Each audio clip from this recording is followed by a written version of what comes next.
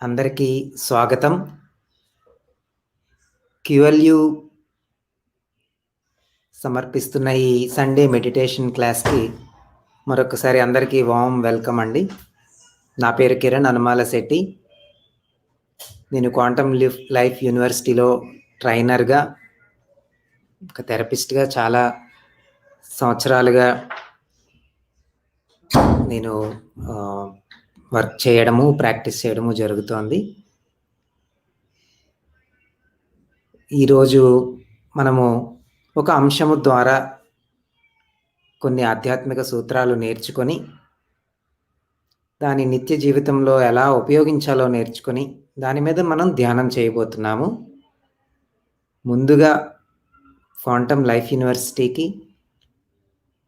పూజ్య గురువర్యులు doctor Newton గారికి, doctor Lakshmi గారికి నా నమస్కారములు. ఈ చక్కటి అవకాశాన్ని మనందరికీ ఇచ్చిన వారికి నా ధన్యవాదాలు. ఈరోజు మనం చర్చించుకోబోయే అంశం ఏంటంటే ఆధ్యాత్మిక స్వస్థత. ఆధ్యాత్మికత అనేది మనకి స్వస్థతను ఏ విధంగా చేకూరుస్తుంది?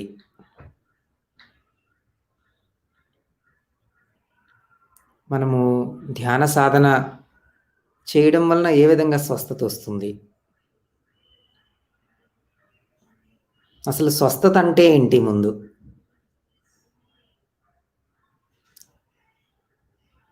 మన జీవితంలో ఎన్నో రకాల ఇబ్బందులు, సమస్యలు ఎదుర్కొంటూ ఉంటాము. కొన్నిసార్లు అవి చాలా కష్టంగా ఉంటాయి. కొన్నిసార్లు ఎటువంటి కష్టము లేకపోయినా ఆనందంగా ఉండలేము. దానికి కారణం కూడా మనకు అర్థం కాదు. ఆనందం కోసం వెతుక్కుంటూ ఉంటాము. ఇది స్వస్థత కాదు. స్వస్థత అంటే మనము సునాయాసంగా జీవించగలగడము, ఆనందంతో జీవించగలగడము, చాలా అపురూపమైన ఒక భావనతో జీవించగలగడము, ఇది స్వస్థత. స్వస్థతలో ఎన్నో రకాలు ఉన్నాయి. శారీరకంగా మనము ఎటువంటి ఇబ్బంది లేకుండా ఆరోగ్యంగా ఉండగలగడము ఒకటి, అది శారీరక స్వస్థత. శరీరంలో ఎటువంటి ఇబ్బందులు లేకుండా ఆరోగ్యంగా జీవించగలగడము. తర్వాత భావోద్వేగాల యొక్క స్వస్థత ఉంటుంది. మనకి ఎన్నో రకాల భావావేశాలు ఉంటాయి. భయాలు, కోపాలు, ఇవన్నీ ఉంటాయి. అలానే ఆనందము, ప్రేమ అవి కూడా ఉంటాయి. ఈ భావావేశాల యొక్క స్వస్థత చాలా ముఖ్యమైనది. ఇది కూడా స్వస్థతలో భాగమే. తర్వాత మానసిక స్వస్థత, మన ఆలోచనల యొక్క స్వస్థత, మన దృక్పథం యొక్క స్వస్థత. అంటే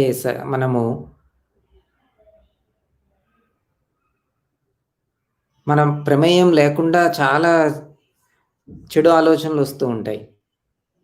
లేకపోతే మనల్ని ఇబ్బంది పెట్టే ఆలోచనలు వస్తూ ఉంటాయి. భయాన్ని గురి చేసే ఆలోచనలు వస్తూ ఉంటాయి. ఎందుకంటే మన మనసులో స్వస్థత లేదు. అందుకని అటువంటి ఆలోచనలు వస్తూ ఉన్నాయి. తర్వాత మన దృక్పథం కూడా స్పష్టత లేని దృక్పథము, అంటే స్పష్టంగా చూడలేము. అన్నీ మనకి తప్పుగా కనిపిస్తుంటాయి. ఒక్కోసారి ఎదుటి వ్యక్తి మాట్లాడిన మాటలు, వాళ్ళ చేతలు, మనం అర్థం చేసుకునే దృక్పథము స్పష్టత లేకపోవడం వలన మనము సత్యాన్ని చూడలేకపోతాము. అందువలన మానసిక స్వస్థత లోపిస్తుంది. దానివల్ల ఎంతో వేదన ఉంటుంది. ఈ 3 రకాల స్వస్థతకి మూలం ఏంటంటే ఆధ్యాత్మిక స్వస్థత.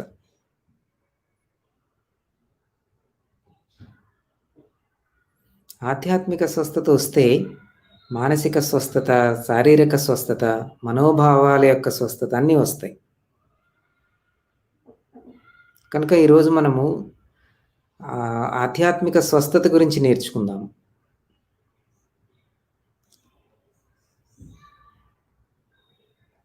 నేను ఎవరు అనే జ్ఞానము నుంచి వచ్చేది ఆధ్యాత్మిక స్వస్థత.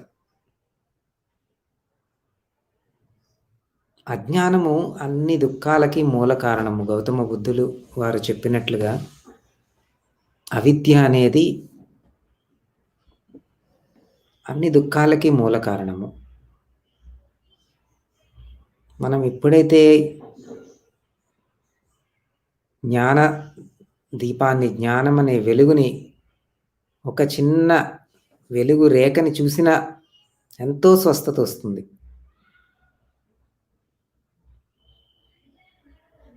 కనుక ఈ విద్య, సరైన విద్య చాలా అవసరం. అవిద్య అనేది చీకటి లాంటిది. చీకటిలో ఉంటే ఎప్పుడు దుఃఖము, భయము ఉంటుంది. దానిని మనము పారద్రోలాలి, చీకటిని తరమాలి అంటే చీకటితో పోరాడనవసరం లేదు. ఒక దీపం వెలిగించాలి. చిన్న వెలుగు మొత్తం చీకటిని అంతటినీ తరిమివేస్తుంది. అలానే ఒక చిన్న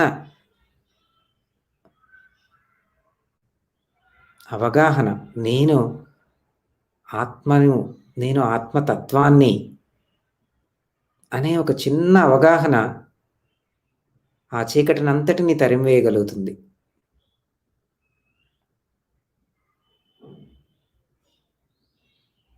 కనుక ఈ ఆధ్యాత్మిక స్వస్థత అనేది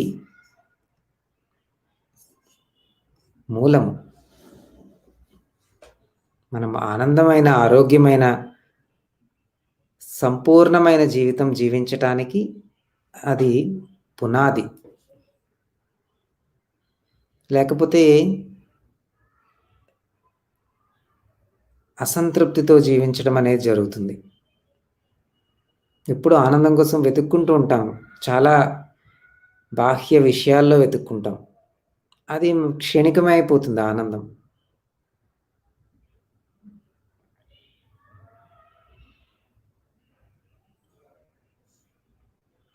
నేను ఎవరు అనేది మనం ఎప్పుడైతే తెలుసుకునే సాధన చేస్తామో, నేను ఆత్మ పదార్థాన్ని, నేను ఒక దివ్యమైన చైతన్యాన్ని. ఈ చైతన్యము, ఆత్మ పదార్థం అంటే ఏంటి? దీన్ని పదాలతో వర్ణించేది కాదు, వివరించేది కాదు. మన నిజతత్వము అనేది మాటల్లో చెప్పలేనిది. శ్రీకృష్ణుల వారు భగవద్గీతలో చెప్పారు, ఇది అగ్ని తాకలేనిది, అగ్ని మండించలేనిది, గాలి తాకలేనిది, రంగు, రుచి, వాసన ఏది దీనికి ఉండదు, పుట్టుక లేనిది, మరణము లేనిది. అదే నీవు. మరి ఈ శరీరం ఏంటి? దానికి కూడా శ్రీకృష్ణుల వారు చెప్పారు. మనము ఏ విధంగా దుస్తులు పాతపడినప్పుడు వాటిని విడిచిపెట్టి మరలా కొత్త దుస్తులు వేసుకుంటామో, అలానే ఈ ఆత్మ చైతన్యం అనేది మరలా కొత్త దుస్తులు, కొత్త శరీరములతో ఒక కొత్త బట్టలు వేసుకున్నట్లుగా కొత్త శరీరాన్ని ధరించి వస్తుంది.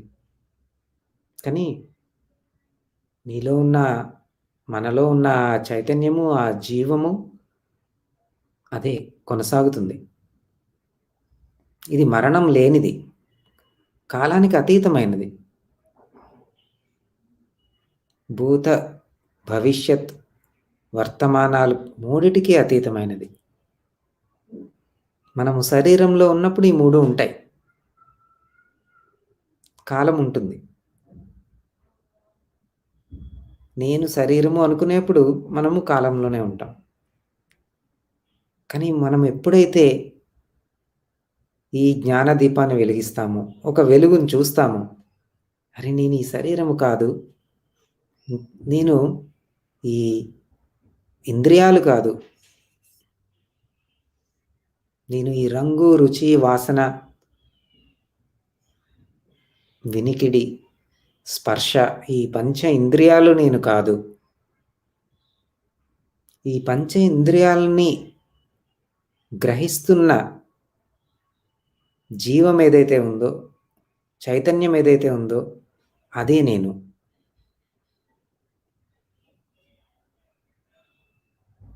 ఈ ఇంద్రియాలన్నిటి ద్వారా మనము బాహ్య ప్రపంచాన్ని గుర్తిస్తున్నాం. ఆ గుర్తించేదెవరు? చెవుల ద్వారా వింటున్నాము. వినేదెవరు?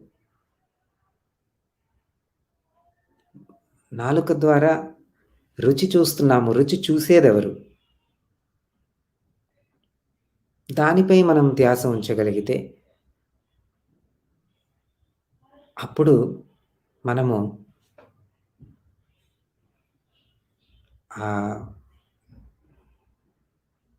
సరైన జ్ఞానము, విద్య అనే దీపాన్ని వెలిగించినట్లు.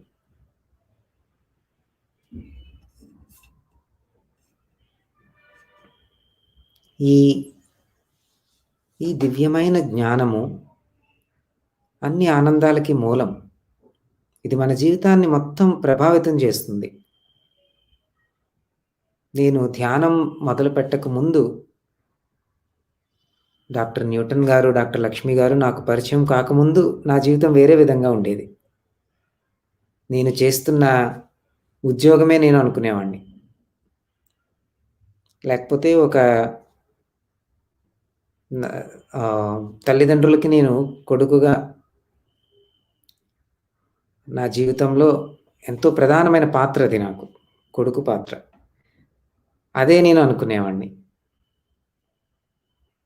లేదంటే ఒక ఉద్యోగి అనే పాత్ర, డబ్బులు సంపాదించడము అనేది ఒక పాత్ర. అదే ముఖ్యమైనది అనుకునేవాడిని. అదే నేను అనుకునేవాడిని. కానీ నాకు నా గురువులు ఎప్పుడైతే పరిచయం అయ్యారో, వాళ్ళ ద్వారా నేను ఈ జ్ఞాన దీపాన్ని వెలిగించే ప్రయత్నం చేశాను.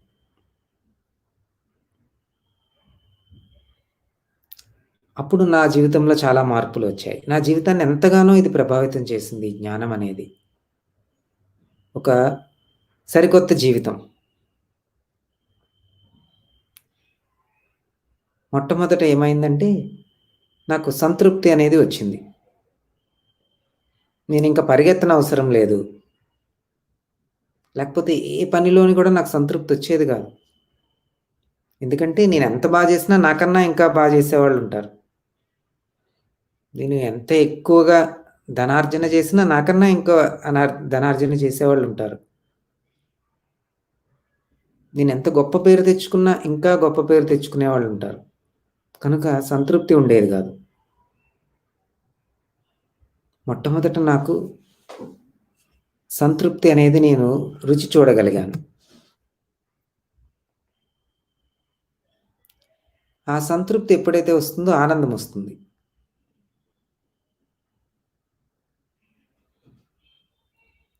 తర్వాత మనం సజీవమవుతాం.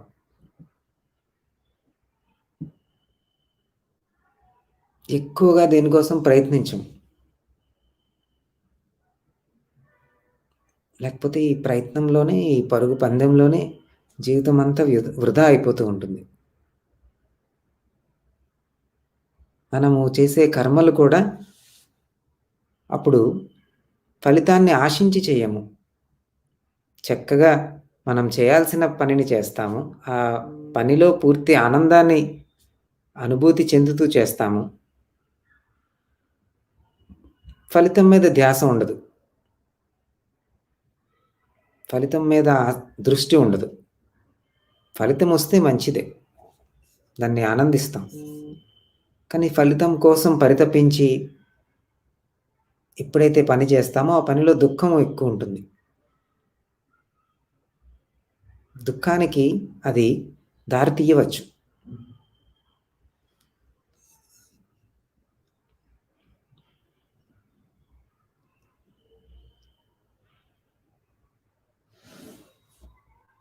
మనకి ఉన్నదానితో చాలా సంతృప్తిగా జీవించగలము అనే అవగాహనొస్తుంది. ఎందుకంటే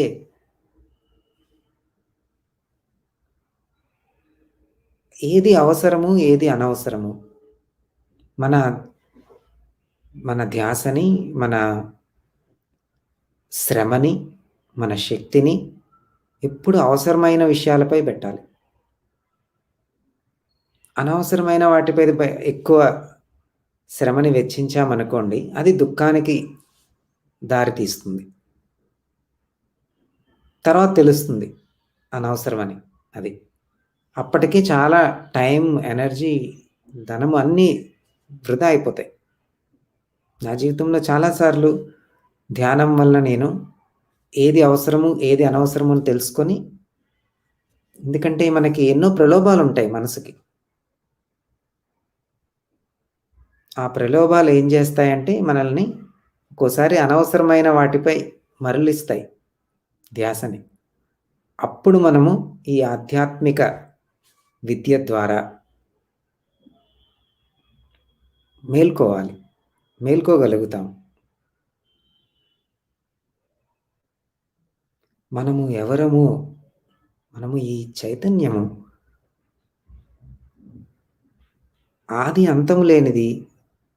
మరణము, పుట్టుక, మరణము, జననము ఈ రెండిటికి అతీతమైనది. అదే నేను అని ఎప్పుడైతే ఒక చిన్న అవగాహన మనకి ధ్యానంలో వస్తుందో,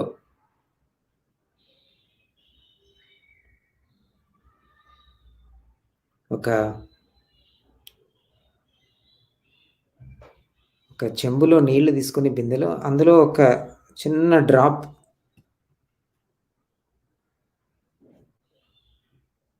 రంగు, ఫుడ్ కలర్ ఒక చిన్న డ్రాప్ వేసామనుకోండి, మొత్తం అంతా కలర్ మారిపోతుంది ఆ వాటర్‌ది.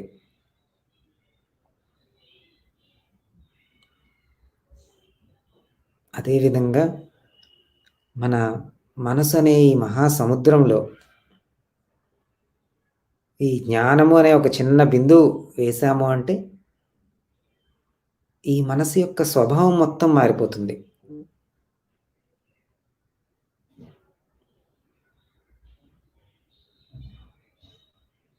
ఏది అవసరమో, ఏది అనవసరమో మనం గుర్తించగలుగుతాము. అనవసరముగా ఉన్న విషయాల వైపు పరిగెట్టం. లేనిపోని కష్టాలు, చికాకులు తెచ్చుకోము. మన ఆత్మ నిర్దేశించే మార్గము ఏంటో మనకు అవగాహనొస్తుంది. అందులోనే ఆనందమొస్తుంది. మనకి ఉన్నదానితో సంతృప్తి వస్తుంది. ఈ ప్రస్తుత క్షణంలో నేను ఆనందంగా ఉన్నాను అది చాలు. భవిష్యత్తు గురించి ఎక్కువ దిగులుండదు.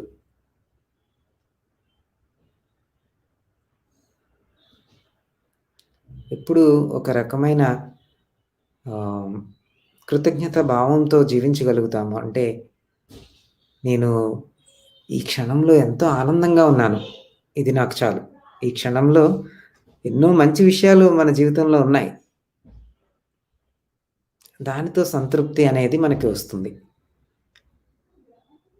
లేకపోతే మనము ప్రలోభాలతో లేనిపోని కోరికల వైపు వెళ్ళిపోతూ ఉంటాం. ఆ ప్రలోభాలు మనసుని జయించేస్తాయి. ఇంద్రియాలను కూడా జయించేస్తాయి.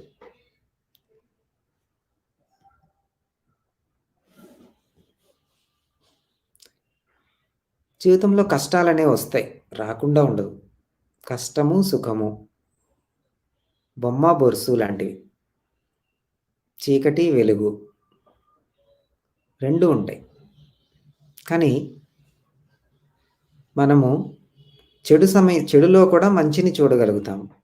ఆధ్యాత్మిక విద్య ఎప్పుడైతే ఉందో, ఆధ్యాత్మిక స్వస్థత ఎప్పుడైతే మనకు వస్తుందో, అప్పుడు మనము చెడులో కూడా మంచిని చూడగలుగుతాం. ఈ కష్టం ఎందుకొచ్చిందో మనకి, ఈ కష్టం నుంచి మనం ఏం నేర్చుకోవాల్సింది అది ఉందో అర్థమవుతుంది. అంటే ఒక సరైన అవగాహనతో జీవించడము అనేది నేను ఎవరు అనేది ఆ జ్ఞాన దీపం వెలిగితే వస్తుంది. కష్టాల్లో కూడా అపురూపమైన అనంతమైన గొప్ప విశ్వాసము అనేది మనకి తోడుగా ఉంటుంది. నేను చాలా సురక్షితంగా ఉన్నాను. నాకు ఎటువంటి కష్టమొచ్చినా దాని నుంచి నేను బయటపడగలను. ఈ కష్టమేమి పెద్ద కష్టం కాదు అనే అవగాహనొస్తుంది.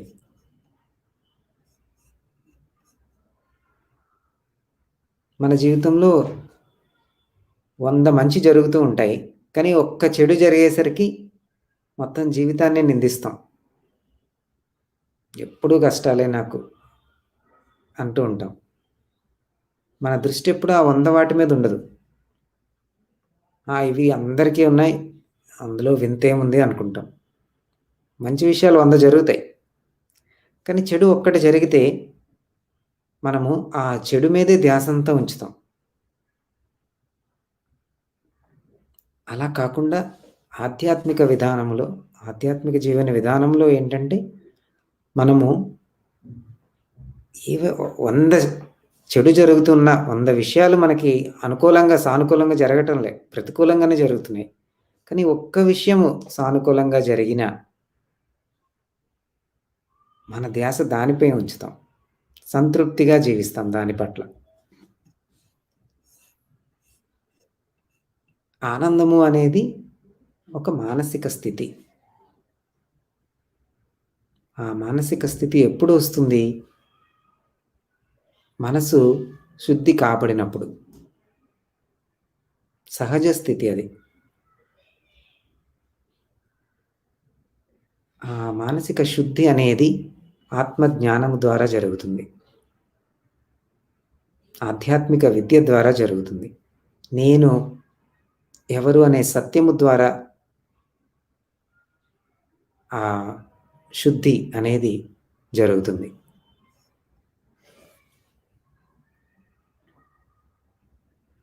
మనం అప్పుడు సహజంగానే ప్రేమలో జీవిస్తాం. మనం ఎప్పుడు ప్రేమ తరంగాల్ని మన చుట్టూ వ్యాపింపజేస్తూ ఉంటాం. సూర్యుడు ఎలా అయితే కిరణాలని ప్రసరింపజేస్తాడో మనం కూడా ప్రేమనే ప్రసరింపజేస్తూ ఉంటాం.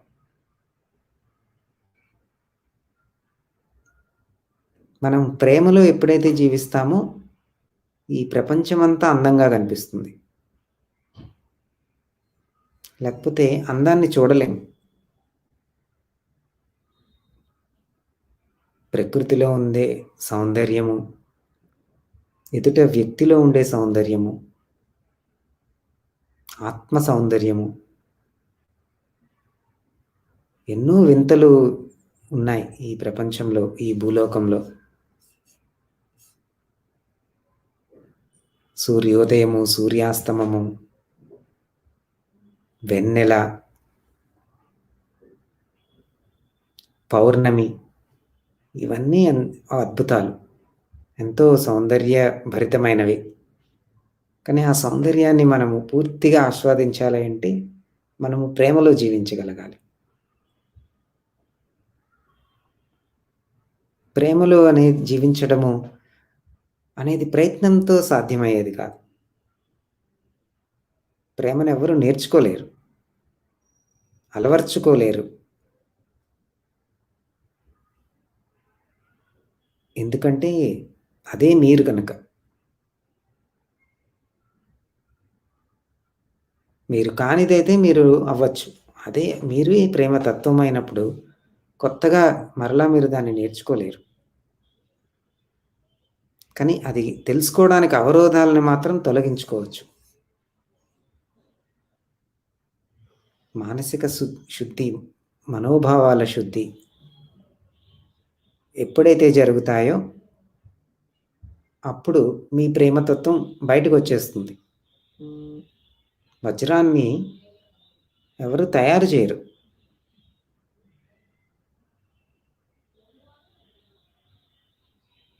కేవలం దాన్ని సానబడితే లోపలున్న వజ్రం బయటకొస్తుంది.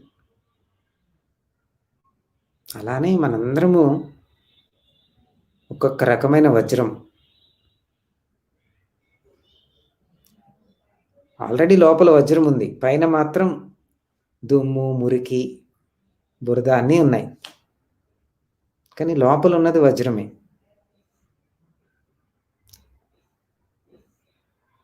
నేను ఈ వజ్రాన్ని అని ఎప్పుడైతే మనకి అవగాహనొస్తుందో, ఒకసారి దాన్ని చూడగలుగుతామో లోపల ఉన్న ఆ తత్వాన్ని, ఆ దైవతత్వాన్ని, ఆ దివ్యతత్వాన్ని ఎప్పుడైతే ఒకసారి అనుభూతి చెందుతామో, అప్పుడు ఇంకా ఆరాటమే ఉండదు. నువ్వే వజ్రం అని తెలిసినప్పుడు ఇంకా ఆరాటమేముంది?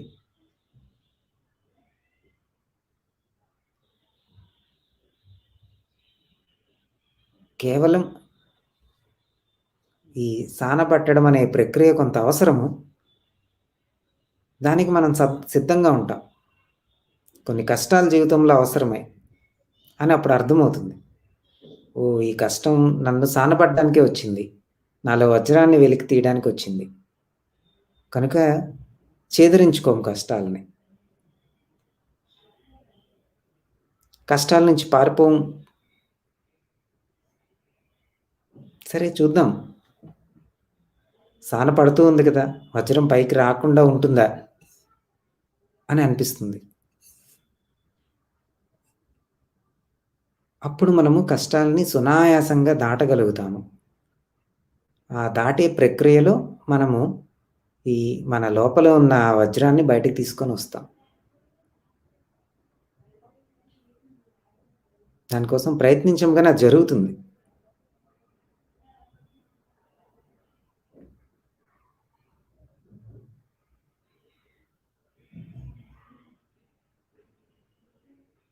లేకపోతే కష్టాలొచ్చేప్పుడు డిప్రెషన్‌లోకి వెళ్ళడము. చాలా మందిని చూస్తూ ఉన్నాం. చిన్న కష్టానికి కూడా వాళ్ళు డిప్రెషన్‌లోకి వెళ్తున్నారు.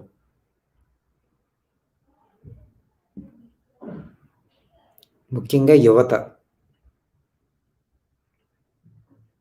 ఎప్పుడూ ఆనందమే కావాలనుకుంటున్నారు.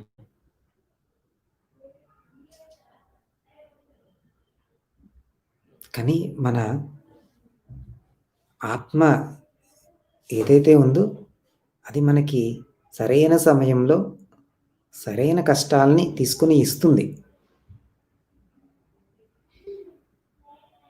గైడ్ చేస్తుంది మనల్ని. మనలో ఉన్న ఆ దివ్య తత్వము మనకి మార్గాన్ని చూపిస్తుంది.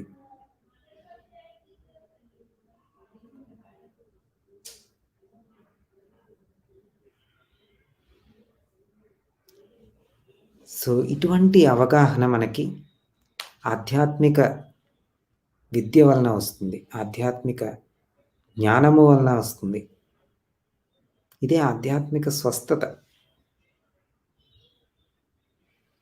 ఆధ్యాత్మికత దేనికంటే మన స్వస్థితిని తెలుసుకోవడానికి. మన నిజ స్థితిని, నిజ స్వభావాన్ని. అది ఎప్పుడైతే మనము తెలుసుకుంటామో స్వస్థత అదే వస్తుంది. ఆనందం అదే వస్తుంది. సంతృప్తి వస్తుంది. దీనికి ఎన్నో ఫలాలున్నాయి. ఆరోగ్యము, ఆనందము.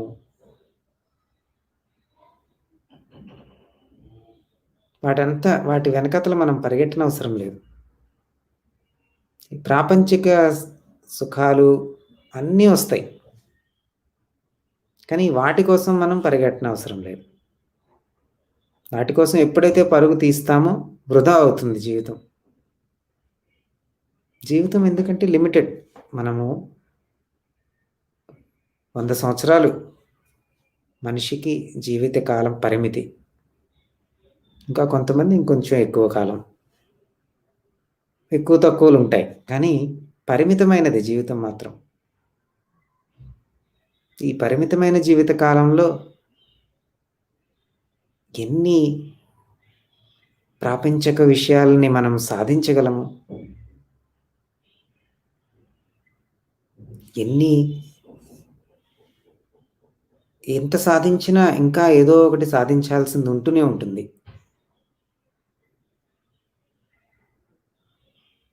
కనుక మనము నిజమైన సాధన నిజముగా మనం సాధించగలిగే గొప్ప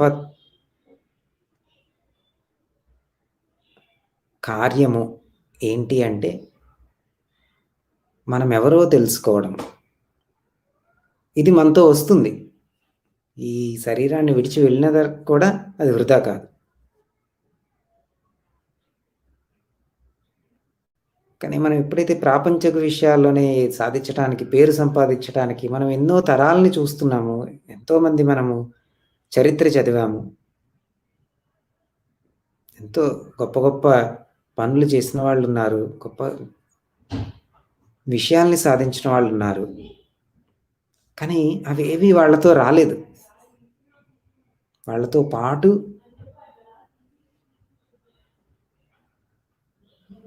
వాళ్ళు తీసుకొని వెళ్ళలేదు.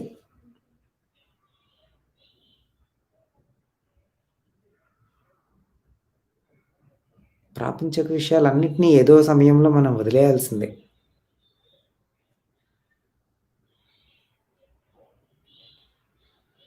లేకపోతే ఎంతో దుఃఖమొస్తుంది ఆఖరి క్షణంలో. అరే! ఇవన్నీ నేను ఎంతో ఆరాటంతో సంపాదించాను. పేరు ప్రఖ్యాతులు గానీ, ధనము కానీ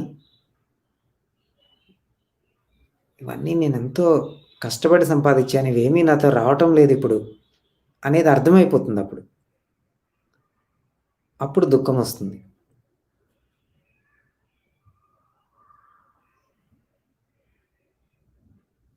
సో, ఈ సత్యాన్ని ఇప్పుడే మనం గ్రహించామనుకోండి, ఇప్పుడే ఆనందంగా జీవించొచ్చు. అవన్నీ వస్తే నాకు ఆనందం కాదు.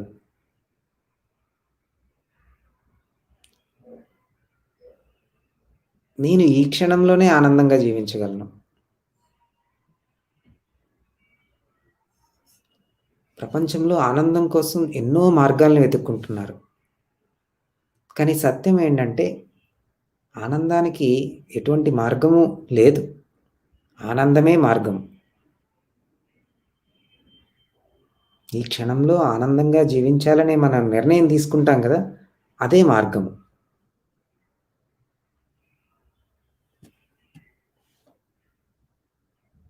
సంతృప్తి ద్వారా ఆనందమొస్తుంది. కృతజ్ఞత ద్వారా ఆనందమొస్తుంది. అలానే మనం ఏ కార్యం చేయకుండా ఉండము. ఎప్పుడైతే ఈ అవగాహనలో ఈ ఆధ్యాత్మిక విద్య నేను ఎవరు అనే తెలుసుకుని, ఆ దివ్యమైన జ్ఞాన కిరణము ఒక్కటి మనం చూసినా ఎంతో శక్తిని, ధైర్యాన్ని, మానసిక స్థైర్యాన్ని అవి ఇస్తాయి మనకి. ఈ జ్ఞానం ద్వారా అదొస్తుంది. అప్పుడు మనము అర్థవంతంగా జీవించగలుగుతాం. జీవితంలో కర్మలు ఆచరించాలి. సకర్మలు చేయాలి. కానీ అదేంటో మనకి తెలీదు అంతవరకు. ఏది చేస్తే నీకు నిజమైన ఆనందం వస్తుంది? ఏది చేస్తే నీ జీవితం అర్థవంతంగా మారుతుంది?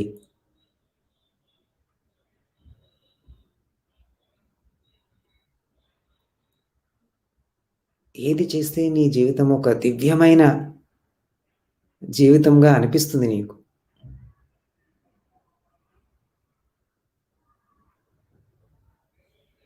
ఏది చేస్తే మనసు ఉప్పొంగుతుంది ఆనందముతో? అదే అర్థవంతమైన కార్యం. అదే ఆత్మ ప్రణాళికలో మీరు ఎంచుకొని వచ్చిన కార్యము. ఆ ఆత్మ ప్రణాళిక మనకి అవగతం అవుతుందప్పుడు. దానికి అనుసంధానం అవుతాం. ఎందుకంటే, అది మనకి అర్థవంతమైన పని. ఇందులోనే నాకు ఆనందముంది అని అర్థమవుతుంది.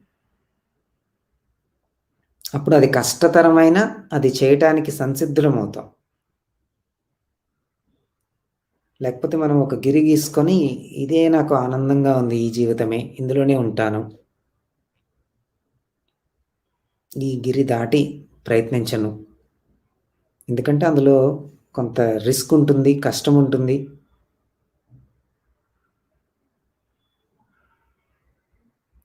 మనం నమ్మిన పనిని ఎప్పుడైతే చేస్తామో, అందులో చాలా ఆనందం ఉంటుంది. సో, అటువంటి జీవితం వైపు మనము వెళ్ళగలుగుతాం. అర్థవంతమైన జీవితము.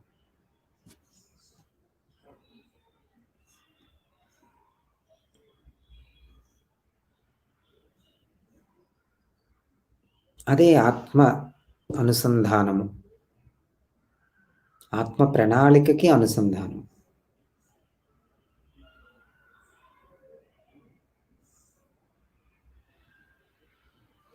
ఆధ్యాత్మిక స్వస్థతలో అది ఎంతో ముఖ్యమైన భాగం.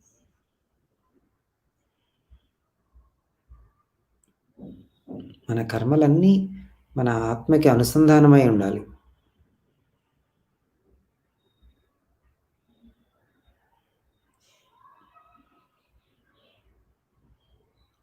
ఆనందము ఆత్మతత్వం నుంచి మాత్రమే రాగలదు. నిజమైన ఆనందం.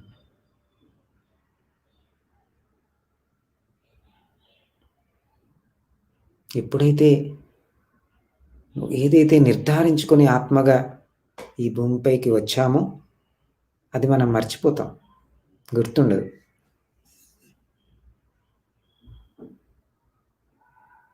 కనుక దానికి అనుసంధానం అయ్యేప్పుడు ఎంతో ఆనందం వస్తుంది. ఎంతో స్వస్థత వస్తుంది.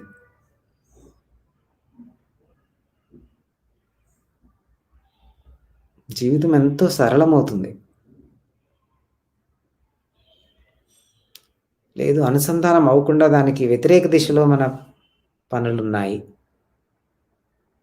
అప్పుడు కష్టాలు మనకి గుర్తు చేయడానికి వస్తాయి. ఇది నీ మార్గం కాదు.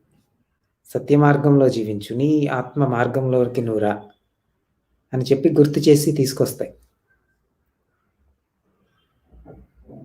అప్పుడు మనము మన గతం కన్నా మనం పెద్దవాళ్ళం అవుతాం. లేకపోతే గతం చేతిలో కీలుబొమ్మలుగా ఉంటాం. మన జీవితం చాలా వరకు గతం చేతిలో కీలుబొమ్మలా ఉంటుంది.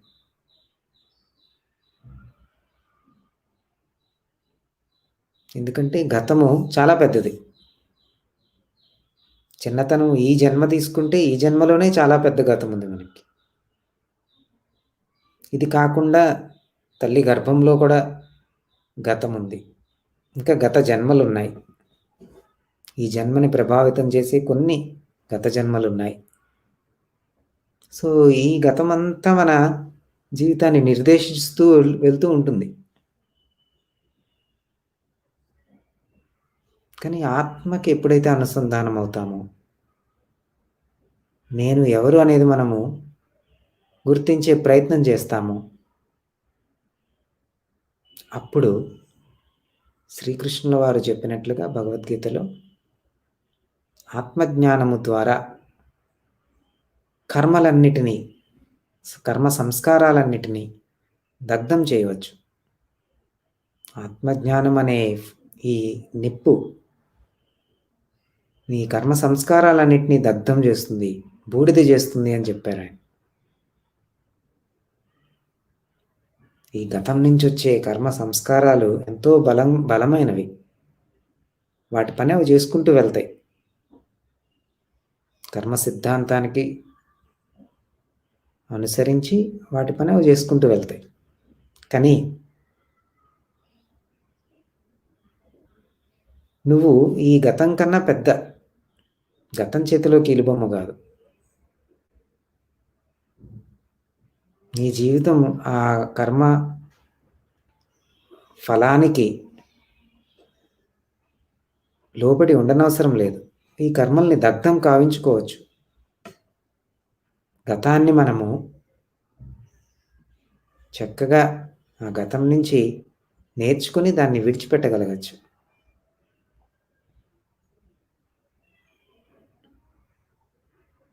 అప్పుడు మన గతం మన జీవితాన్ని నిర్దేశించదు.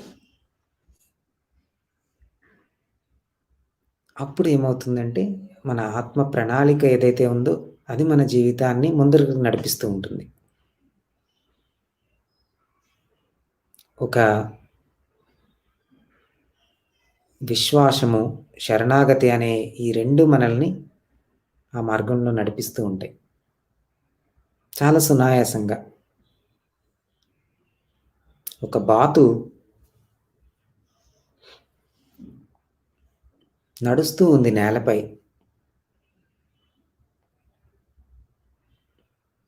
అది నడుస్తూ ఉండేప్పుడు బాతు చాలా కష్టపడి నడుస్తూ ఉంటుంది. అది నీటిలోకి వెళ్ళడానికి ప్రయత్నిస్తూ ఉంది. అందుకని కొంచెం దూరం నడుస్తుంది.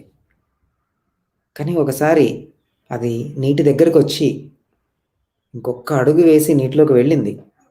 ఆ తర్వాత ఇంక ప్రయత్నం ఉండదు. చాలా సునాయాసంగా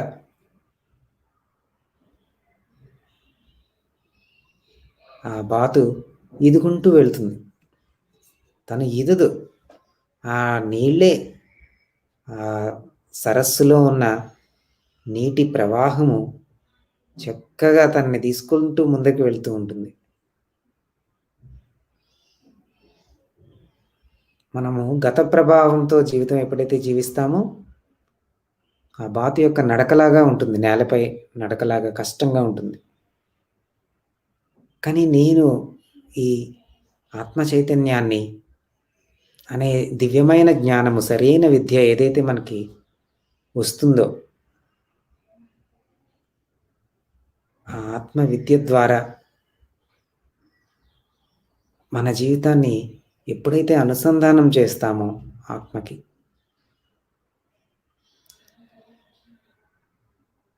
అప్పుడు నీటిలో బాతు ఏ విధంగా సునాయాసంగా ఈదుకుంటూ వెళ్తుందో, నీటి ద్వారా అది ముందరికి ఏ విధంగా వెళ్తుందో, ఆ విధంగా మన జీవితం ముందరికి వెళ్తుంది. సునాయాసంగా. అందులో ఎంతో అందం ఉంటుంది. ఆ బాతుని చూస్తే ఎంతో అందంగా ఉంటుంది. ఎంత సునాయాసంగా ఈదుతుంది అనిపిస్తుంది.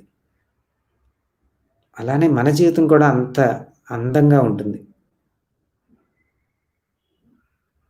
అంత అందమైన జీవితం మనం జీవించాలి అంటే, అంత స్వేచ్ఛా జీవితము, అంత సునాయాసమైన జీవితము జీవించాలి అంటే, ఈ ఆత్మజ్ఞానం అవసరం.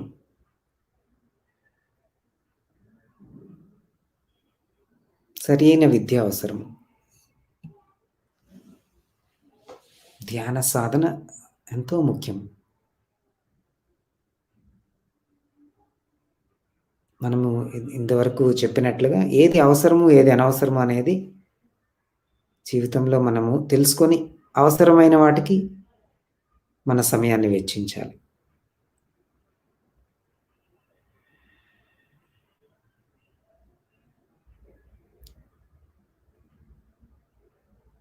అప్పుడు సహజంగానే మనము ప్రకృతితో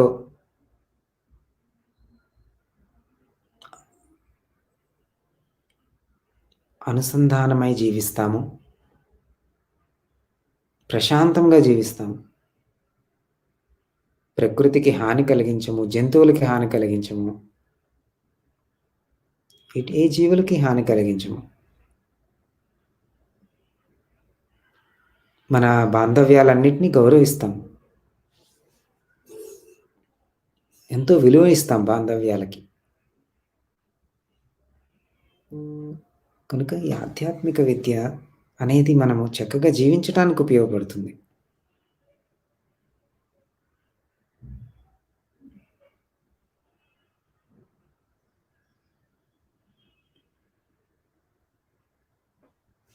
సో, ఆఖరిగా మనము నిశ్శబ్దంలో జీవిస్తాం ఎక్కువ సమయం. ఎక్కువ సమయం మాట్లాడనవసరం అవసరం కూడా లేదు ఆనందంగా జీవించటానికి. మన జీవితంలో ఎక్కువ శాతం అప్పుడు నిశ్శబ్దం ఉంటుంది. ఆ నిశ్శబ్దం నుంచి మనకి ఎన్నో మంచి మంచి క్వాలిటీస్ ఒస్తాయి. ఎన్నో సుగుణాలు. ఎదుటి వ్యక్తి చెప్పేది వినగలగడము అదొక సుగుణం. ఓర్పు, సహనము, కరుణ, ప్రేమ,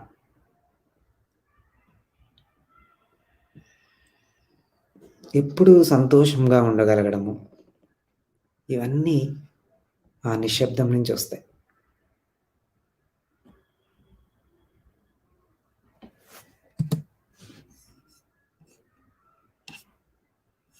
కనుక మనము ఈ ధ్యాన సాధన అనేది ఎంతో అవసరము.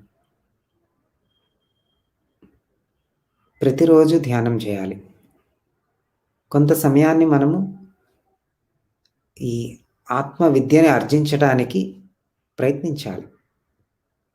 వెచ్చించాలి సమయాన్ని. ఎందుకంటే ఇది అన్నిటికన్నా గొప్ప విద్య. జీవితాన్ని చక్కటి మార్గంలో, ఆనంద మార్గంలో నడిపించే విద్య. ఇటువంటి విద్యని నేర్చుకోవటానికి మనం సమయం వెచ్చించాలి. ఎలా నేర్చుకుంటాం ఈ విద్యని? ముందర మనం చెప్పుకున్నట్లుగా ఇది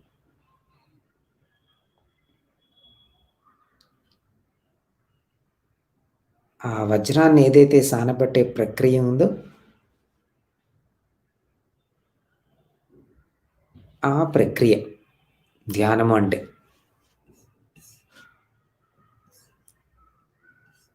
కనుక ఆత్మ విద్యకి ధ్యానము ఎంతో సహకరిస్తుంది. ధ్యానాన్ని ఆర్జించే ముఖ్య మార్గము ఆత్మవిద్య. ధ్యానం ఆత్మ విద్యని ఆర్జించే ముఖ్య మార్గము ధ్యానము. తర్వాత గురువు యొక్క సాంగత్యము. గురువు నుంచి నేర్చుకోవడము. ఎందుకంటే గురువు ఒక ఉదాహరణ, ఒక స్ఫూర్తి. లేకపోతే ఇవన్నీ జస్ట్ ఇదంతా నిజమేనా? ఆత్మవిద్య వస్తే కష్టాలన్నీ ధైర్యంగా ఎదుర్కొని మనలో ఉన్న వజ్రం బయటకొస్తుందా అనే సంకోచం చాలా వస్తుంది. కానీ ఒక గురువుని ఎప్పుడైతే చూస్తామో ఓకే. ఇది నిజమే, ఇది సత్యమే అని అర్థమవుతుంది. ఎందుకంటే ఆ గురువు అనేది సానబట్టిన వజ్రం. ఇప్పుడు వజ్రాన్ని రియల్‌గా మనం చూడొచ్చు. గురువులో చూడగలం. కనుక మనకు కూడా ఒక స్ఫూర్తి వస్తుంది. నేను కూడా నా ఆత్మతత్వాన్ని తెలుసుకొని చేయగలుగుతాను. ఇది సాధ్యమే. ఇది నిజమే.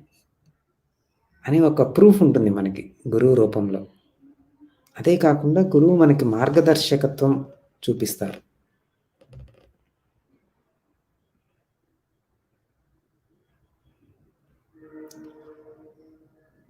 మనం ధ్యానంలో వెళ్ళి సరైన మార్గం మనమే తెలుసుకుంటాము.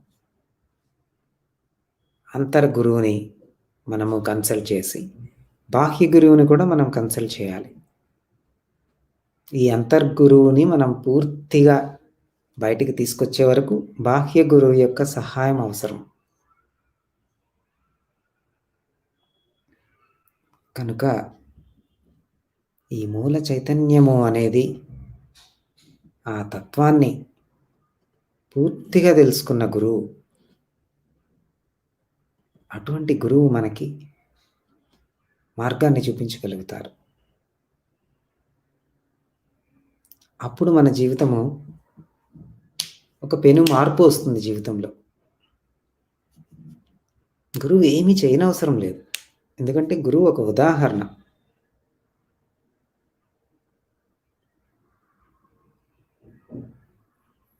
కేవలం ఆ గురువుని చూసి చాలా నేర్చుకోవచ్చు.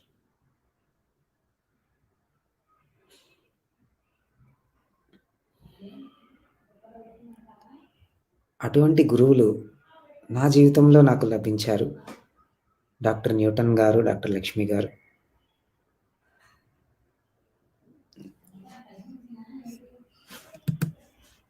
క్వాంటమ్ లైఫ్ యూనివర్సిటీ యొక్క మూల ఉద్దేశము ఈ ఆత్మ జ్ఞానాన్ని అందరికీ తెలుసుకునే విధంగా సాధనాల్ని తయారు చేయడము, అవి నేర్పించడము.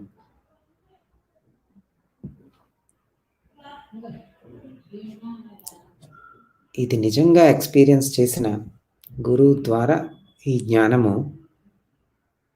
ఎంతో చక్కగా అందరికీ వెళ్తుంది.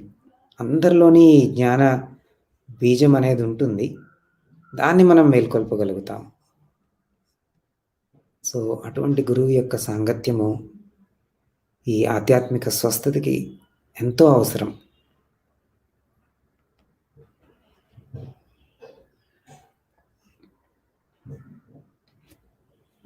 మన శ్వాస యొక్క ప్రక్రియని గమనించడం, ఉచ్ఛ్వాసము, నిశ్వాసము, లోపలికి వెళ్ళే శ్వాస, బయటికి వచ్చే శ్వాస. ఎందుకంటే మన శరీరాన్ని, మన ఆత్మని రెండిటిని కలిపేది శ్వాస. సో శ్వాసని గమనిస్తూ ధ్యానము చేయడము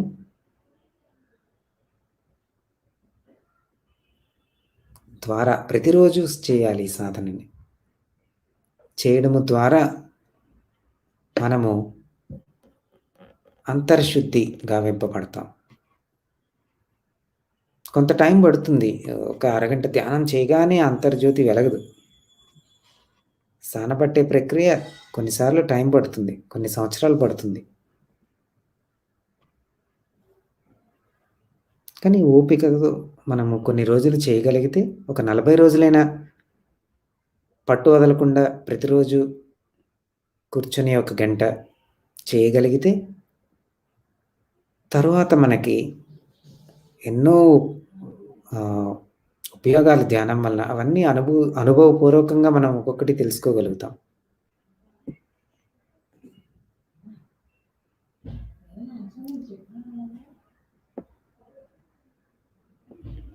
మన జీవితము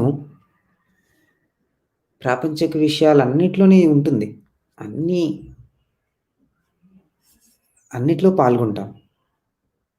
ప్రాపంచికాన్ని విడిచిపెట్టం. కానీ ఆ ప్రాపంచికతలో ఇరుక్కుపోకుండా జీవించగలుగుతాం.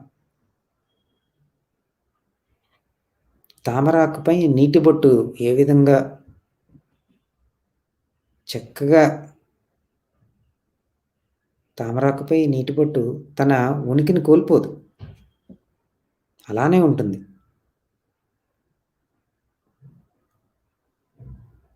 ఎక్కడ తామరాకుకి అంటుకోదు,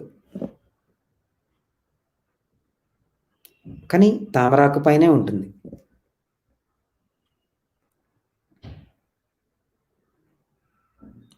అలా మనము ఈ ప్రాపంచికతలో ఆ విధంగా జీవించగలుగుతాం.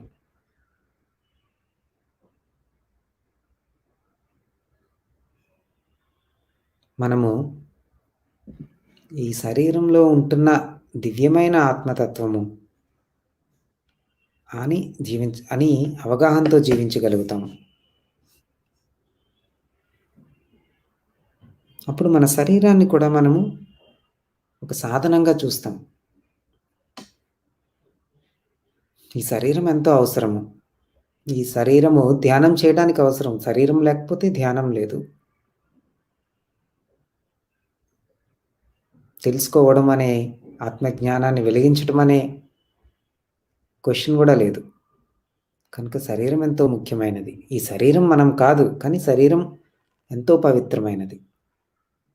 ఒక ఉపకరణం ఇది, ఒక దేవాలయం ఇది. కనుక దాన్ని అంత గొప్పగా, అపురూపంగా, దివ్యమైనదిగా పరిగణించి శ్రద్ధ తీసుకుంటాం శరీరం గురించి. లేకపోతే మనకు తెలియకుండానే శరీరాన్ని ఎన్నో ఇబ్బందులు పెడుతూ ఉంటాం. శరీరాన్ని ఎంతో దూషిస్తూ ఉంటాం. మనం సరైన ఆహారం తీసుకోలేదనుకోండి, అది శరీరాన్ని దూషించడమే.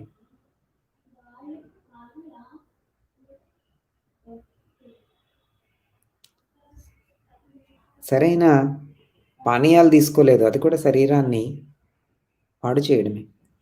అగౌరవపరచడమే.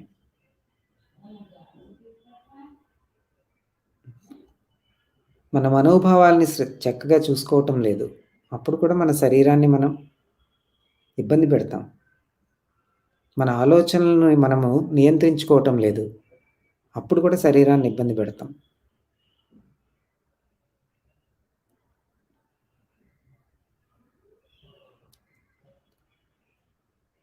కనుక శరీరాన్ని చక్కగా చూసుకుంటూ మనకొచ్చే మనోభావాల పట్ల ఎరుకతో, మనకొచ్చే ఆలోచనల పట్ల ఎరుకతో ఎప్పుడైతే జీవించగలుగుతామో అది పరిపూర్ణమైన జీవితం అవుతుంది. ఇదే ఆధ్యాత్మిక స్వస్థత. దీనికోసం మనం ప్రయత్నించాలి. గురువు సాంగత్యము, సజ్జన సాంగత్యము, స్వాధ్యాయము, పుస్తకాలు చదవడము, సరైన పుస్తకాలు చదవడము, ధ్యాన సాధన, ఈ 4 చేయాలి.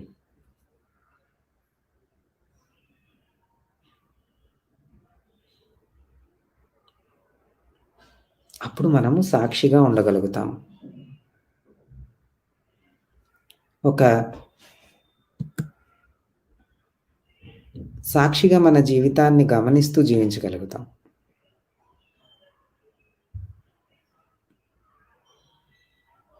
ఈ జీవితం అనే నాటక రంగంలో అన్నీ జరుగుతూ ఉంటాయి. దాన్ని మనం దూరం నుంచి సాక్షిగా గమనిస్తూ అందులో ఇరుక్కుపోకుండా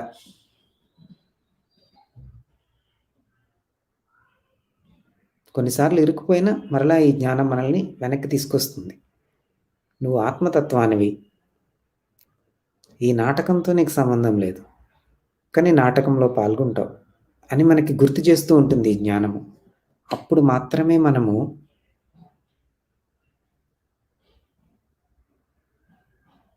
సమతుల్యతతో జీవించగలుగుతాం. లేకపోతే జీవితంలో సమతుల్యత కోల్పోవడానికి ఎన్నో పరిస్థితులు వస్తాయి. అవకాశం ఉంటుంది. అప్పుడు సమతుల్యతని కోల్పోయే అవకాశం ఉంటుంది.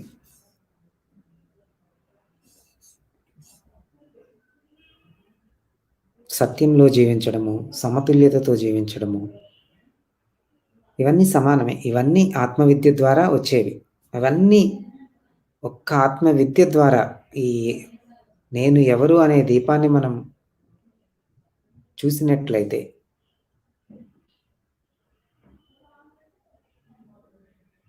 ఇవన్నీ జరుగుతాయి.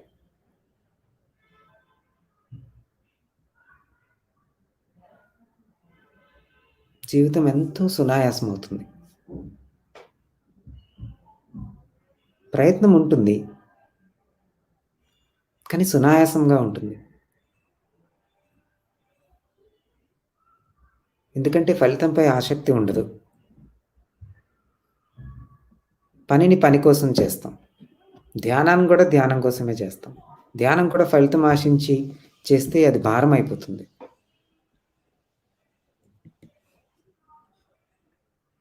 సో మనము ఈ ఆధ్యాత్మిక స్వస్థత అనే అంశంలో కొన్ని ముఖ్యమైన సూత్రాలని చూసాము. ఇప్పుడు మనము ధ్యానం చేద్దాము. కొంత సాధన చేసి ఇప్పుడు నేర్చుకున్న అంశాలని ప్రాక్టీస్ చేద్దాం. ఈ గైడెడ్ మెడిటేషన్లో మన లోపలికి వెళ్ళి చూసుకోవాలి. ఇప్పుడు ఆ అంతర్ప్రయాణం మనం చేద్దాము నెక్స్ట్ 30 మినిట్స్. సో మీరు చక్కగా కళ్ళు మూసుకొని సునాయాసమైన సుఖాసనములో కూర్చోండి.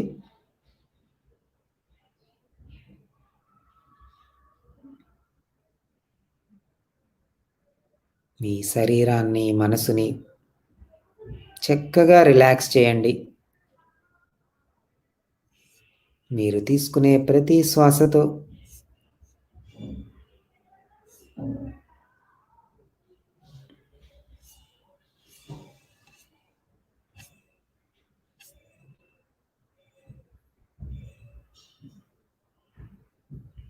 ఇంకా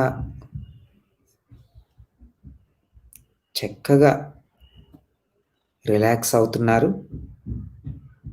మీరు శ్వాసని తీసుకునేప్పుడు శ్వాస లోపలికి వెళ్తుందని తెలుసుకుంటున్నారు. శ్వాసని విడిచిపెట్టేప్పుడు శ్వాస బయటికి వస్తుందని తెలుసుకుంటున్నారు. మీ ధ్యాసనంతటినీ ఇప్పుడు శ్వాసపై కేంద్రీకృతం చేస్తున్నారు. మీ ధ్యాస అంతటిని తీసుకొస్తున్నారు మీ శ్వాసపైకి. కేవలం ఈ జరుగుతున్న శ్వాసని గమనిస్తున్నారు.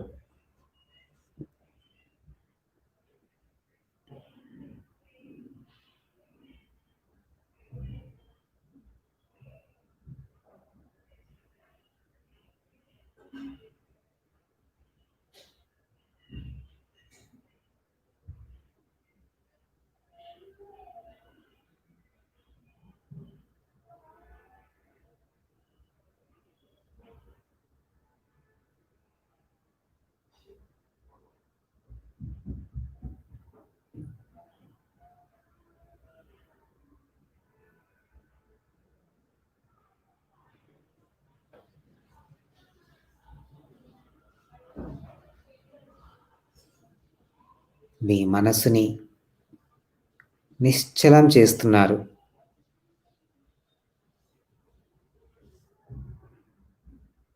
ఈ మనసుని పూర్తిగా శరీరంలోకి తీసుకొని వస్తున్నారు.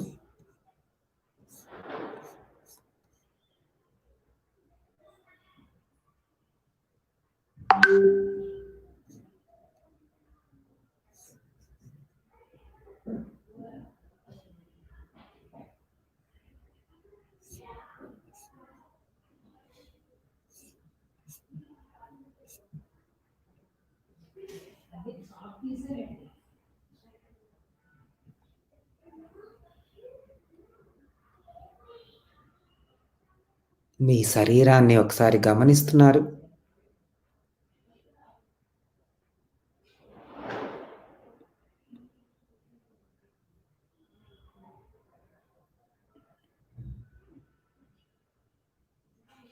శరీరంలో కలిగే స్పందనల్ని గమనిస్తున్నారు.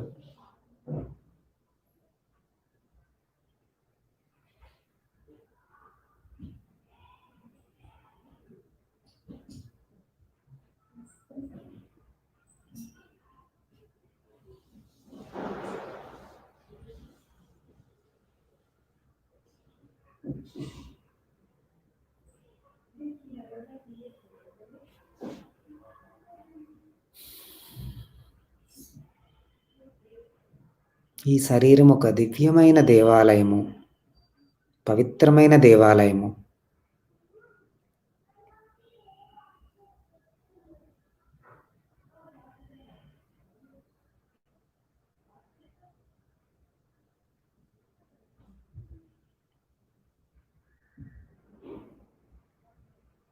మీ శరీరాన్ని ఒక పవిత్రమైన దేవాలయముగా పరిగణించి మీ శరీరానికి చెప్తున్నారు, నువ్వు నాకు ఎంతో అవసరము.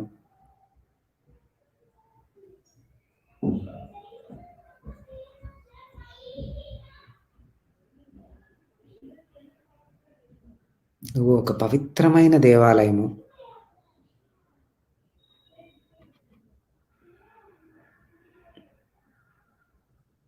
నిన్ను చక్కగా ఈ క్షణం నుంచి చూసుకుంటాను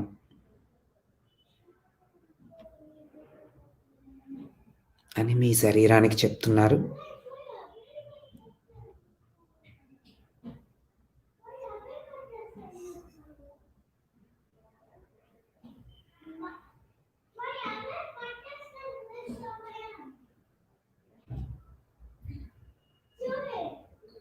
మీ మనసుని గమనిస్తున్నారు. మీ మనసులో కలిగే వివిధ మనోభావాలను గమనిస్తున్నారు.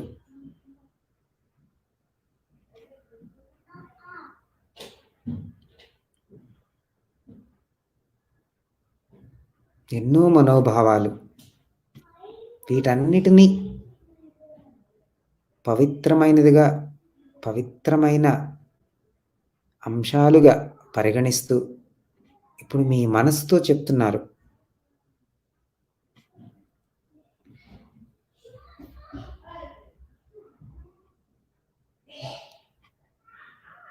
ఓ మనసా, నీలో కలిగే మనోభావాలన్నీ నాకు సమంజసమే. అవన్నీ నాకు సమానమే.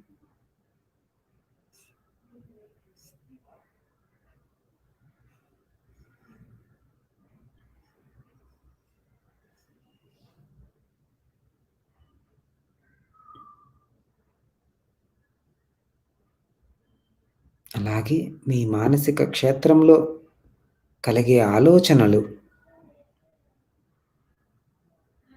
ఎన్నో ఆలోచనలు, మంచి ఆలోచనలు, చెడు ఆలోచనలు, తటస్థమైన ఆలోచనలు,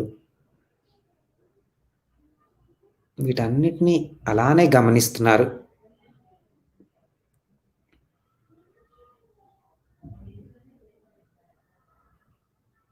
ఈ ఆలోచనలతో కూడా చెప్తున్నారు.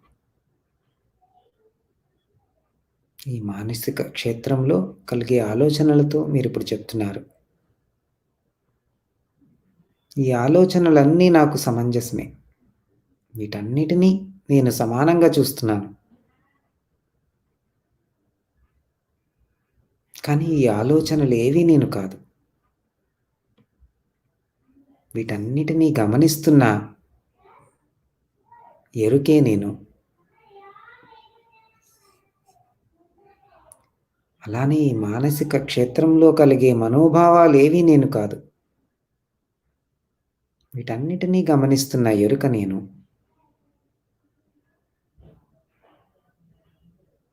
అలాగే ఈ శరీరము కూడా నేను కాదు. ఈ శరీరాన్ని గమనిస్తున్న ఎరుక నేను.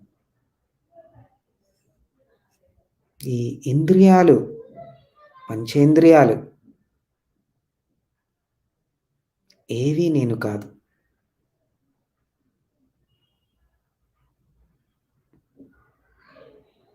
వీటన్నిటినీ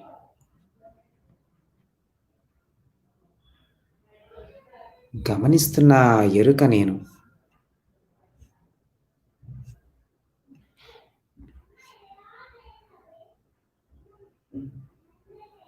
ఈ ఎరుకలు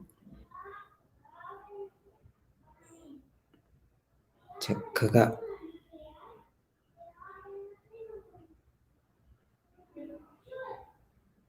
మీ ధ్యాసని నిలిపి ఎరుకపై ఎరుక. మీరు ఎరుకతో ఉన్నట్లుగా తెలుసుకుంటున్నారు.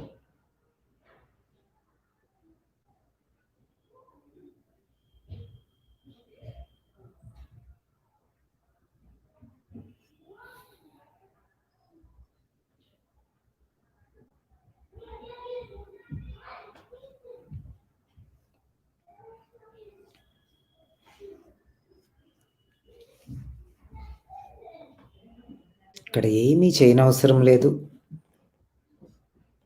ఎక్కడికి పరిగెట్టనవసరం లేదు. ఏది కానవసరం లేదు.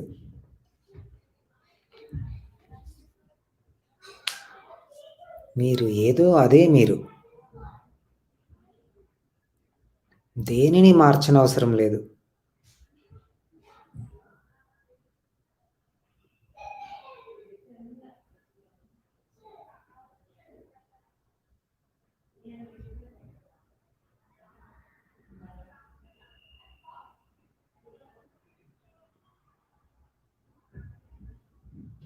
కేవలము ఎరుకగా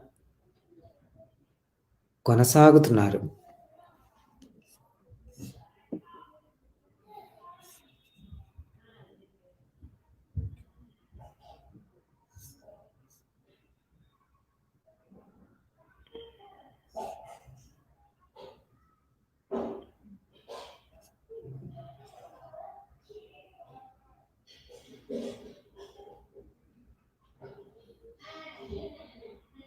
ఈ ఎరుక అనేది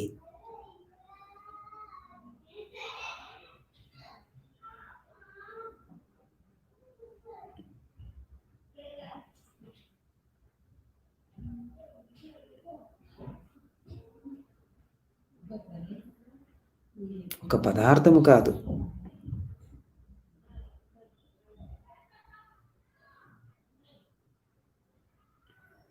అది తాకలేనిది.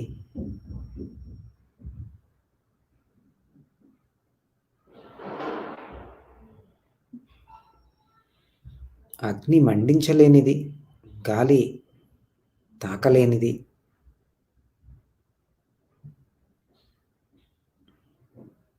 నీరు తడి చేయలేనిది.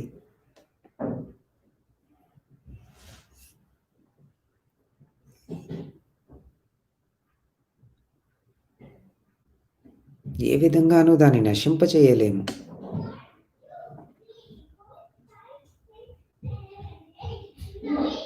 జనన మరణాలు లేనిది.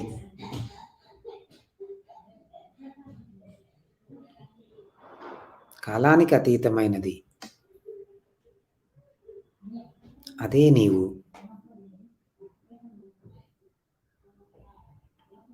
మాటల్లో వర్ణించలేనిది.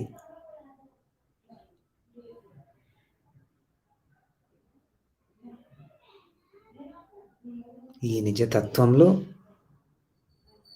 ఆ నిజతత్వముతో అలానే కొనసాగుతున్నారు.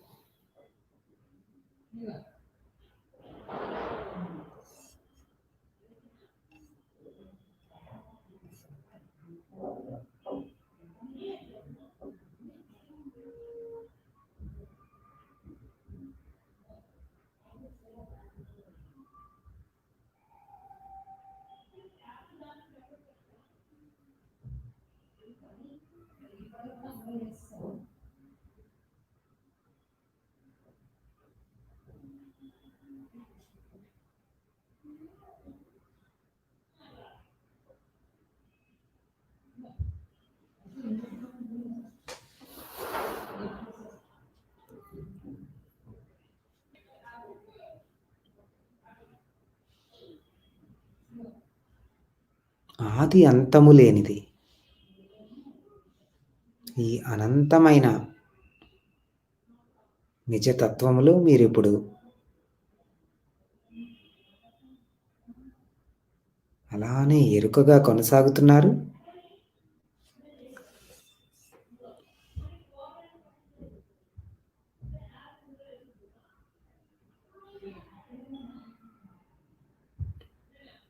ఇంకా అలానే విస్తరిస్తున్నారు.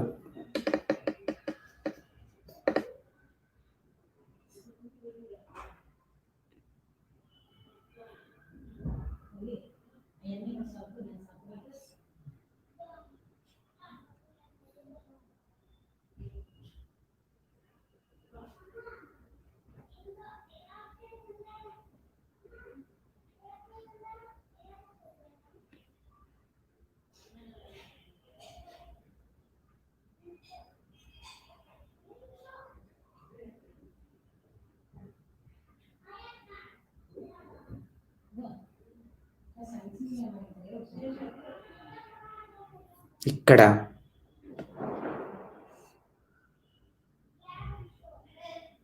కేవలము ఎరుకగా ఈ అనంత తత్వములో మీరు ఇంకా విస్తరిస్తూ ఉన్నారు.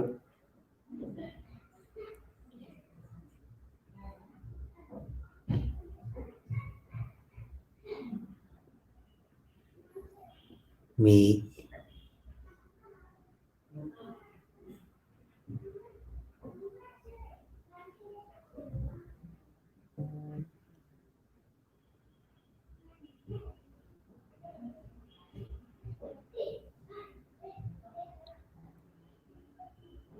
ఆత్మతత్వము, మీ నిజతత్వము, మీ పూర్ణ ఆత్మ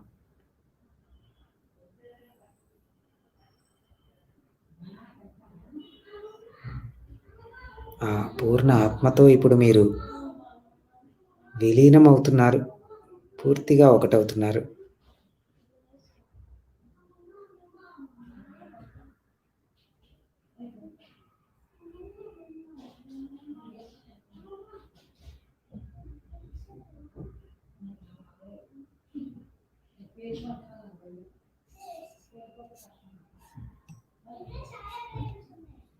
ఈ పూర్ణ ఆత్మలో పూర్తిగా మీరు విలీనమై, ఏకమై అలానే కొనసాగుతున్నారు.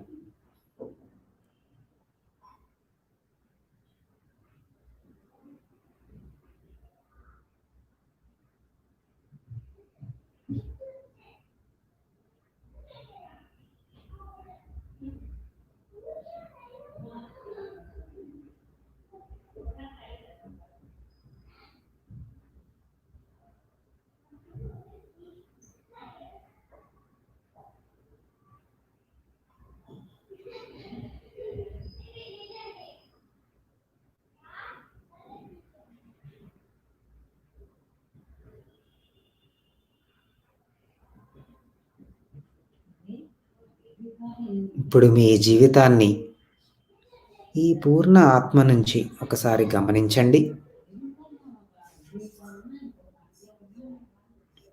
మీ జీవితంలో జరుగుతున్న వివిధ అంశాలని ఇక్కడి నుంచి గమనిస్తున్నారు.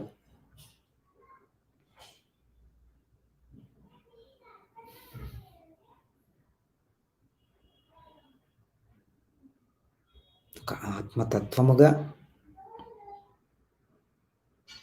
అనంతమైన ఆత్మతత్వముగా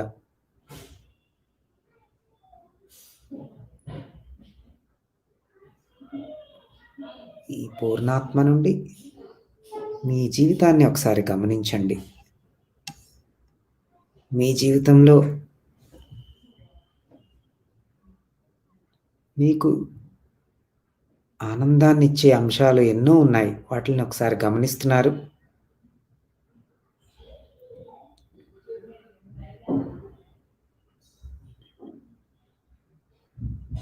మంచి తర్వాత చెడు రెండింటినీ గమనిస్తున్నారు. దుఃఖాన్నిచ్చే అంశాలు, చెడు అంశాలని గమనిస్తున్నారు.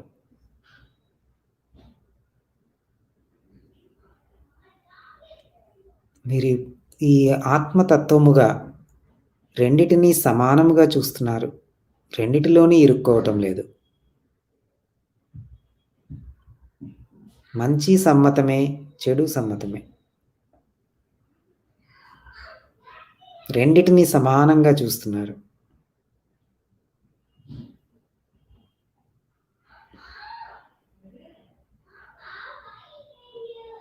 మీ జీవితంలో కష్టాలు వస్తున్నాయి, వెళ్తున్నాయి. సుఖాలు కూడా వస్తున్నాయి, వెళ్తున్నాయి. మీకు రెండూ సమ్మతమే. రెండిటినీ సమానంగా చూస్తున్నారు.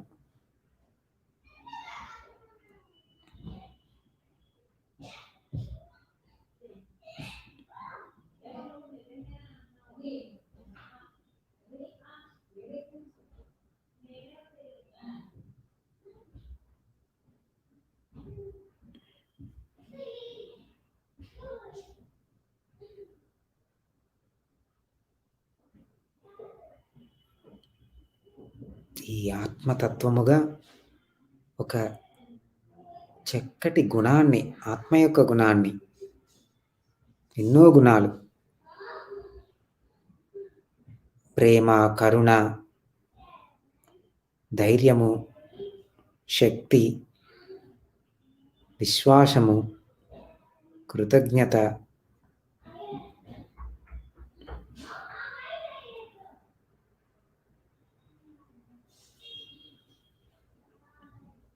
స్థైర్యము, ఇలా ఆత్మతత్వంలో ఎన్నో గుణాలు. వీటిలో ఒక గుణాన్ని మీరు ఇప్పుడు మీ జీవితంలోకి తీసుకొని వస్తున్నారు. ఉదాహరణకి ప్రేమ అనే గుణాన్ని, ధైర్యం అనే గుణాన్ని, ఈ రెండింటినీ తీసుకొని వస్తున్నారు.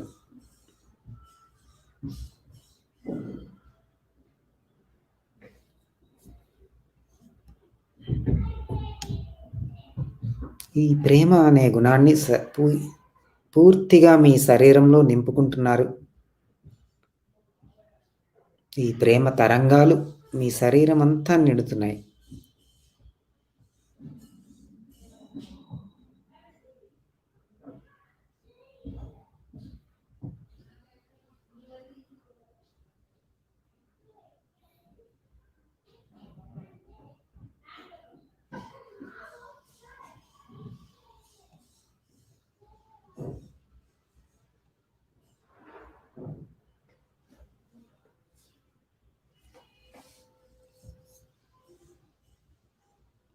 మీ జీవితంలో ఉన్న వ్యక్తులందరినీ ఒకసారి గమనిస్తున్నారు.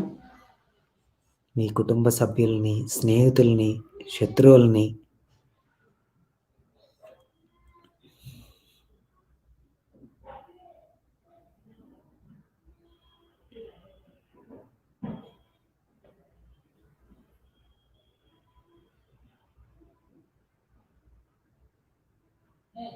అందరికీ కృతజ్ఞత చెప్తున్నారు.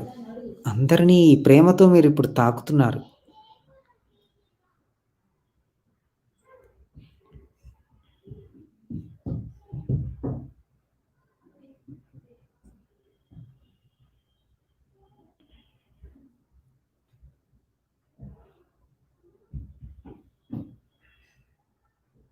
మీ జీవితంలో జరుగుతున్న మంచికి ఇప్పుడు మీరు సంతృప్తి తెలుసుకుంటున్నారు. ఎన్నో మంచి విషయాలు జరుగుతున్నాయి. మీకు చక్కటి ఆరోగ్యము, లేదా చక్కటి సంబంధ బాంధవ్యాలు, చక్కటి స్నేహితులు, కుటుంబ సభ్యులు, లేకపోతే చక్కటి ఐశ్వర్యము, సంపదలు. వీటిలో ఏది ఉన్నా వాటిని గమనించండి. వాటి పట్ల సంతృప్తిని తెలుసుకుంటున్నారు. వాటి కోసం ఇంక నేను పరిగెట్టనవసరం లేదు అని తెలుసుకుంటూ మీ హృదయం అంతా ఈ సంతృప్తితో నిండనిస్తున్నారు.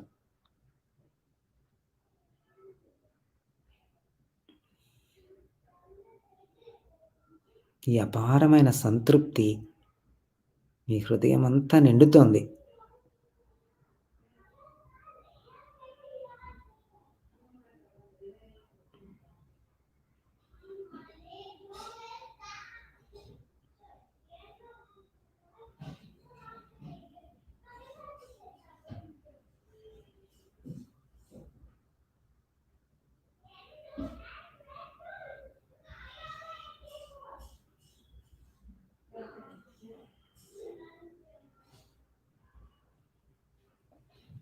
మీ ఆత్మ నిర్దేశించే మార్గాన్ని ఇప్పుడు అవలంబించటానికి మీరు దృఢంగా సంకల్పించుకుంటున్నారు.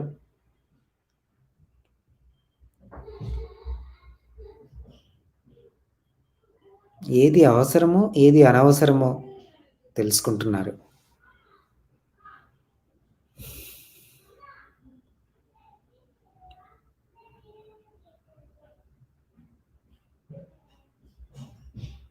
ఏ పనిలో మీకు అత్యంత సంతృప్తి ఉంటుంది, మీ హృదయము పులకరిస్తుంది,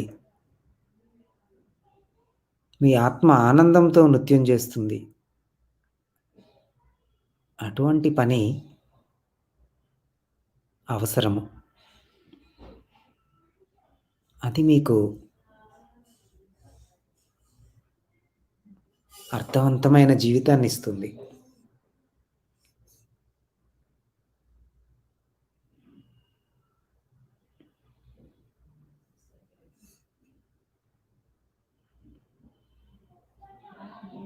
మీలో ఉన్న శక్తి సామర్థ్యాల్ని వెలికి తీస్తుంది. అటువంటి పనిని ఎంచుకుంటున్నారు, అటువంటి మార్గాన్ని ఎంచుకుంటున్నారు. అటువంటి మార్గము కష్టమైన ఆ మార్గానికి మీరు సముఖంగా ఉన్నారని చెప్తున్నారు. ఆ మార్గం ఏంటో తెలియకపోవచ్చు, అది ఏ విధంగా కార్యరూపం దాలుస్తుందో తెలియకపోవచ్చు, కానీ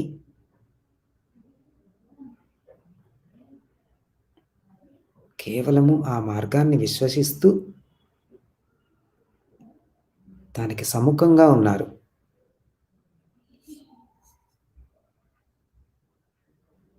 మీ గతాన్నంతటినీ మీరు ఈ ఆత్మ చైతన్యముగా, మూల చైతన్యముగా గతాన్నంతటినీ గమనించి, గతాన్ని అంగీకరించి, ఓ గతమా, ఇక నువ్వు నా వర్తమానాన్ని, నా జీవితాన్ని ప్రభావితం చేయలేవు.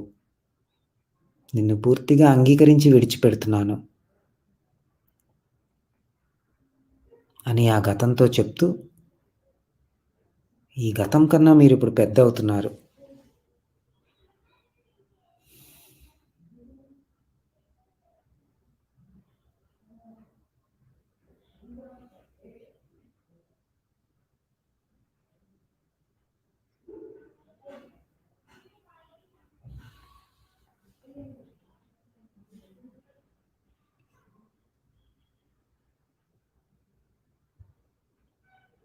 మీకు ఈ శరీరాన్నిచ్చిన తల్లిదండ్రులకు, భూమాతకు హృదయంలో కృతజ్ఞతని తెలుసుకుంటున్నారు.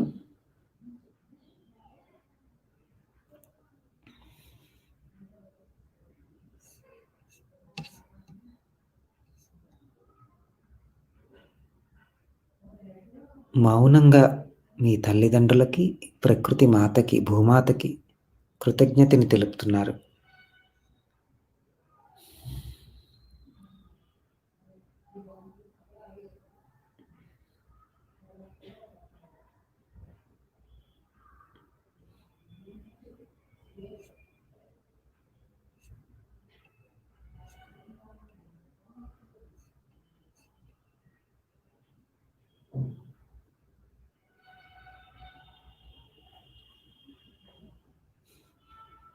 చక్కగా మీ శ్వాసని గమనిస్తూ, ఒక ఎరుకగా మీ జీవితాన్ని మొత్తం ఇప్పుడు గమనిస్తున్నారు. ఆఖరి 1 నిమిషము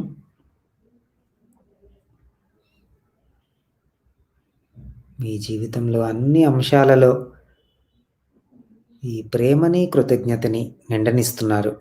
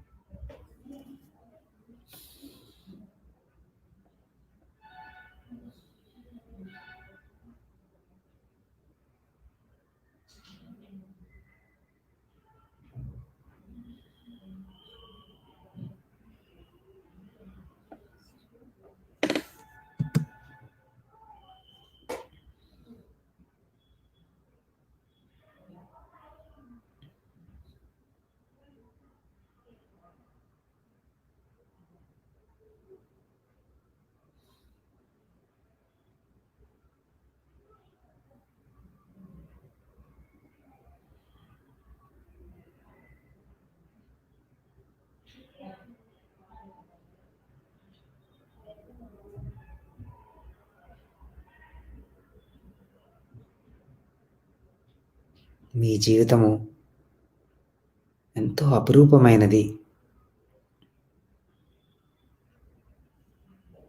ఎంతో విలువైనది, అనంతమైనది.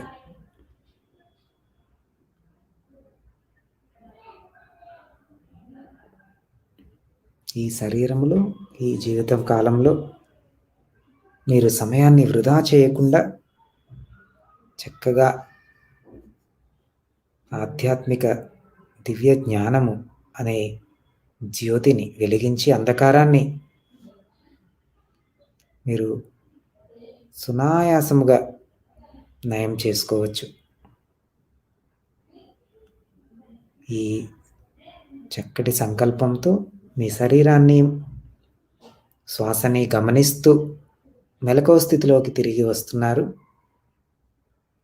5, 4, 3, 2, 1. మీరు సిద్ధంగా ఉన్నప్పుడు మీ చేతులు 2 చేతి వేళ్ళని కనురెప్పలపై ఉంచి నిదానముగా కళ్ళు తెరవండి.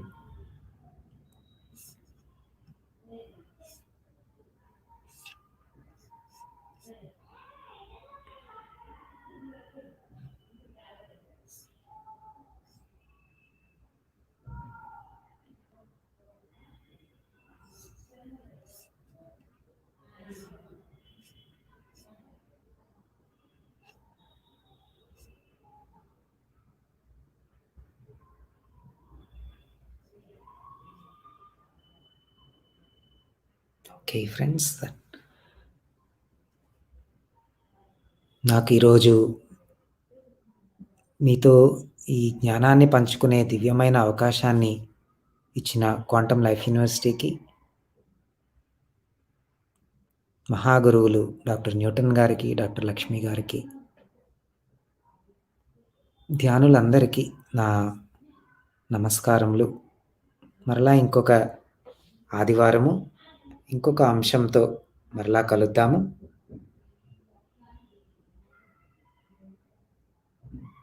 అంతవరకు సెలవు. ధన్యవాదాలు.